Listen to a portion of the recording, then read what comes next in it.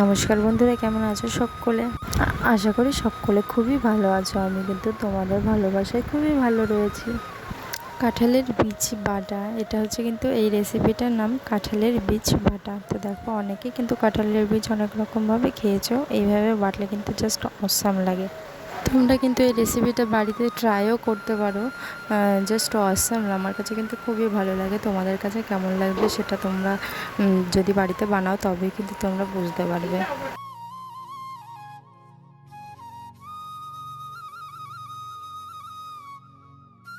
আমি কিন্তু সমস্ত কাঁঠালের বীজের উপরের ছালটা ছাড়িয়ে নিয়েছি। আমার যে কটা কাঁঠালের বীজ লাগবে সে কটাই কিন্তু আমি ছাড়িয়ে নিয়েছি। কাঁঠালের বীজের ছাল ছাড়ানোর পরে কিন্তু ঠিক এমনটাই লাগবে দেখতে। দেখো, খুব সুন্দর লাগছে। আর তোমরা যদি পারো তো একটু কেটে নিলেও কোনো সমস্যা নেই, তাহলে গলে যাবে খুব সহজেই। আর এই দেখো, এখানটা কিন্তু আমি ওই বীজগুলো ধুয়ে নিচ্ছি ভালোভাবে, 3-4 বার ধুয়ে নেবো। একটা কালো কালো কষ বেরোবে, তো ওই কষটাকে আমি ফেলে দেবো।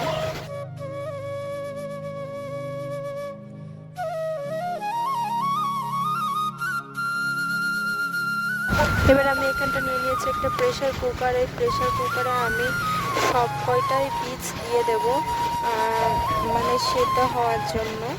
এটা কিন্তু মিডিয়াম সেদ্ধ হলে চলবে না, একটু বেশি ভালোভাবেই সেদ্ধটা করতে হবে। দেখো, আমি কিন্তু সব কাঁঠালের বীজ এখানটা দিয়ে দিয়েছি। আর পরিমাণ মতন হচ্ছে এখানে আমি দিয়ে দেবো জল। জলটা কিন্তু তোমরা হাতের 1 কর উপরে রাখলে সব থেকে বেটার হবে, কারণ সিদ্ধটা খুবই ভালো হবে। দেখো, হ্যাঁ দেখো, 1 কর উপরে রাখলে কিন্তু খুব ভালো হবে, মানে সেদ্ধটা খুব সুন্দর হবে।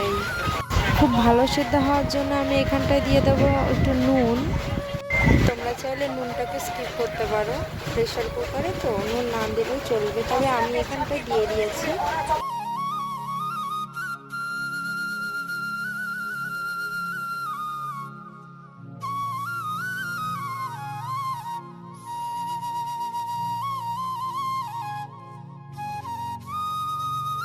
প্রেশার কুকারে 5টা যদি সিটি হয় তবে কিন্তু তোমরা একদম ভুল ভাববে যে সেদ্ধ হয়ে গেছে।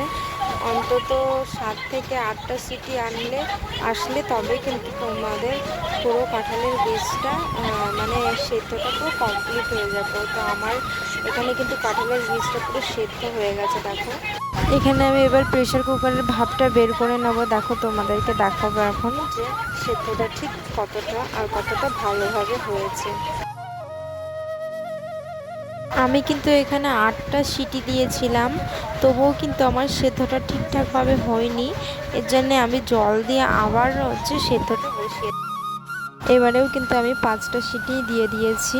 এবার একটা গামলার মধ্যে জল নিয়ে আমি এটাকে ঠান্ডা করতে দেব। আর এদিকে আমি নিয়ে নেব মশলা, পেঁয়াজ কুচি, আর হচ্ছে এখানটা শুকনো লঙ্কা। কাঁচা লঙ্কা নিলে কিন্তু একদমই চলবে না, এটা হচ্ছে ঝাল ঝাল একটু ভালোই লাগবে বাটলে। আর বীজগুলো দেখো ঠান্ডা হয়ে গেছে, আর কত সুন্দরভাবে সেদ্ধ হয়েছে। দেখো, খুব সুন্দরভাবে সেদ্ধ হয়েছে। এমন সেদ্ধ হলেই কিন্তু ভালো লাগবে খেতে। তোমরা কিন্তু যতটা পারবে ততটা ছাল ছাড়িয়ে নেওয়ার চেষ্টা করবে। আমি কিন্তু ছাল ছাড়িয়ে নিয়েছি, সব কটা না, যে কটা পারিনি সে কটা ধুয়ে দিয়েছি। আর এই দেখো, মশলাগুলো এবার অ্যাড করে নেবো মিক্সচারে। তোমরা চাইলে কিন্তু মিক্সচারেও করতে পারবো, আবার চাইলে হাতেও বাটতে পারবে। তোমরা হাতে বাটলে কিন্তু আরও খুব সুন্দর একটা স্বাদ আসে। আর এখানটা কিন্তু আমি অবশ্যই অ্যাড করে দেবো লবণ। তোমরা কিন্তু স্বাদ মতন লবণ দিতে ভুলবে না। আর এখানে দেখো রেডি হয়ে গেছে। এটা যে আমি শুধু মিক্সচারে করেছি এমন কিন্তু না, আমি কিন্তু একটু হাতেও বেটে নিয়েছি, যার জন্য এটা দেখতেও যেমন সুন্দর লাগছে, খেতে তেমন টেস্ট হয়েছিল। তোমরা কিন্তু এই রেসিপিটা অবশ্যই বানিয়ে দেখতে পারো। অবশ্যই আশা করি ভালো লাগবে খেতে। আমার কিন্তু ফেভারিট রেসিপি লিস্টের মধ্যে এটাও কিন্তু একটা পড়ে। তোমরা যদি এই রেসিপিটা কেউ বাড়িতে ট্রাই করো অবশ্যই কিন্তু আমাকে কমেন্ট করো, যাতে আমি একটু আমিও জানতে চাই যে এই রেসিপিটা শুধু আমার একার ভালো লাগে নাকি তোমাদেরও কারোর ভালো লাগে। তো অবশ্যই কিন্তু বাড়িতে ট্রাই করে দেখতে ভুলো না। যারা আমার ভিডিওটা নতুন দেখছো তারা অবশ্যই সাবস্ক্রাইব করে দিও, আর কমেন্ট করে দিও, আর শেয়ার করে দিও। কাঁঠালের বীজটা পারফেক্টভাবে বাটা হয়েছে কিনা তোমরা দেখো এইভাবে বুঝতে পারবে। কাঁঠালের বীজটা কিন্তু আমি একদম মানে কাত করে ফেলেছি, তবুও কাঁঠাল বীজটা পড়ছে না। তো এটা থেকেই কিন্তু তোমরা বুঝতে পারবে যে কাঁঠালের বীজটা একদম পারফেক্টভাবে বাটা হয়েছে। এটার মধ্যে জল অ্যাড করলে কিন্তু একদম ভুল হবে, কেউ কিন্তু জল অ্যাড করবে না। সবাই ভালো থেকো, সুস্থ থেকো। বড়োদেরকে প্রণাম দিয়ে, ছোটোদেরকে ভালোবাসা দিয়ে আজকে আমি আমার ভিডিওটা শেষ করছি। দেখা হচ্ছে নেক্সট ভিডিওতে। টাটা।